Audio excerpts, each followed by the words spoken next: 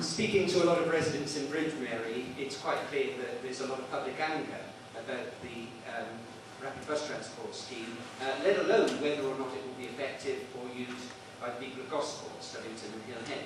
Quite clearly, that's in doubt. Again, I don't have a crystal ball about this, and so I hope that, like a heart bypass operation that some people have to have, that it will actually keep the circulation going and actually improve things. We'll have to make empirical evidence later. Of course, what we can say is that the Labour government was very aware of the calls for help in this respect. Unfortunately, they had to do this, not directly, but through the Tory-led Hampshire County Council. And so when £20 million was offered, not to raise our taxes nationally or locally, but from central government funds to improve this problem, the decision that was made by the Tory Hampshire County Council was to put in the rapid bus transport scheme. Of course, what we do know is that on its own is not going to solve anything. The increasing density of houses in our peninsula and the increasing congestion of cars is something which will not stop just because of the rapid bus transport scheme. We have to have an integrated plan. And if you go to grahamforgosport.com on the internet, or if you want to take one of the CDs, we are working out a very detailed plan that operates at different levels regarding how we can actually improve our congestion problem. One thing we all notice is that if we're trying to leave Gosport at 7:30 in the morning, it's not so bad when the schools are on holiday. So there are ways that we can reorganise the way that we do things. There's some of the factories like Vector Aerospace and others do in order to help people to move more rapidly on the roads. What's absolutely clear is that this is something which requires a very coherent vision. Vision that will join up what we do on Gosport Borough Council with Hampshire County Council regarding roads, which is their responsibility, and bringing more cars in will simply bring more bottlenecks. We need to use our waterways better.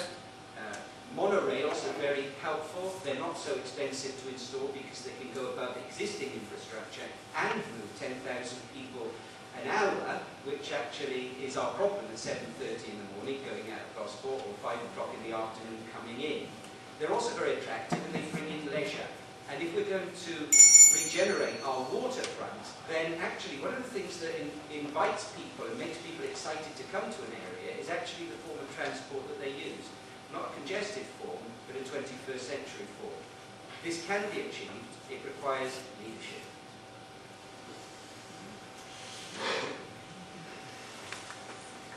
I think I've said before, I'm not a big fan of the BRT. I echo Dave's anti-BRT approach, and also echo Dave's insistence that maybe a train might be a good idea. I'm sure we had one once. I'm sure most of you here are actually old enough to remember that if you were at Gosport at the time. It's very nice. We had quite an interesting little link in there with the train. I thought it was a wonderful thing. There are two things with the BRT that I think some people haven't noted yet. Is the BRT goes up the old railway line. One of the biggest employers in Gosport is over at what I still call Fleetlands. And they're moving the bus route away from one of the biggest employers in the town. Now, that doesn't make sense either, does it? No. Now, it was called a train enthusiast, Portsmouth News, from the news debate. I am all for the idea of putting the train back into Gosport, 100%. And I would go to Parliament, not just with that idea on my own, but I would go to Parliament with the backing of a Liberal Democrat government that is committed to not just improving, but expanding the rail network. And I would go there and say, hey, how's about Gosport? Let's put it back in there, please. I think the first thing we have to acknowledge is that this BRT is not going to be the silver bullet that's going to solve all the transport issues to Gosport. I don't think that's ever happened, and I don't think that was ever the intention. I feel enormous sympathy for anybody living next to it, and I would do everything I can to ensure that that transition happens speedily. I feel that a train link would have been a lovely idea, but you have to bear in mind that there was a Liberal Democrat council leading Gosport for 7 years of the last 13, and there was a very nice suggestion to do an LRT, a light rapid transit, and that solution was chucked out. And I don't know if there's any connection, but the day that the government decided they didn't want to do it was the same day that we won the Olympic bid. I think what we have to look at is the actual reason that our area are so busy. I go out knocking on doors. Since I got selected to fight this seat back in December, I've been out knocking on doors. I've knocked on some of yours. I've met people today that I've actually knocked on the door of.